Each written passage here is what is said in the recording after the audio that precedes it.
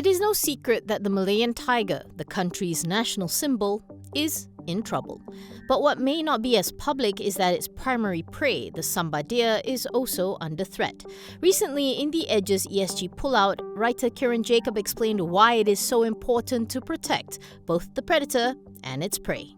So I wrote the story to find out what are the ecological effects of a loss of a species to a specific area. I did the story in association with Makaranga, and the species that we identified was the sambar deer. What it affects the most is actually the Malayan tiger, because sambar deer is the primary food source for Malayan tiger.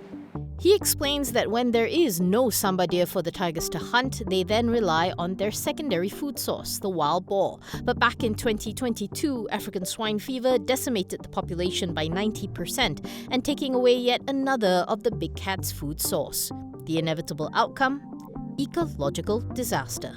So what happens is the tiger, of course, no food source, and it ventures and goes into villages and attacks livestock, which increases human-wildlife conflict. The tigers are also affected because as they cross the roads, etc., they become victims of roadkill. Yeah.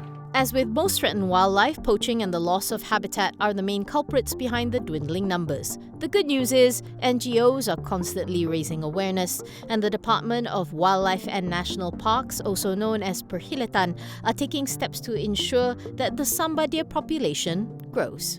To raise the population back up, for one, Perhilatan is doing captive breeding programs. For example, 20 sambar deer have been released into the Royal Belum State Park, and they are breeding.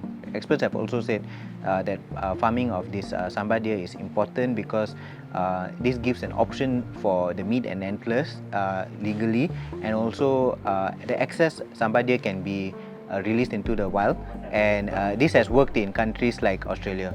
The sambar deer are totally protected under the Wildlife Conservation Act 2010.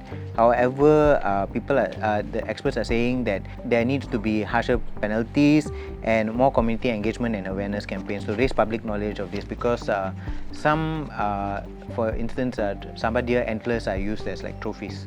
With the Malayan tiger classified as critically endangered and the sambar deer classified as vulnerable, the government, the NGOs, and the public all need to work together to ensure these national symbols endure for generations to come.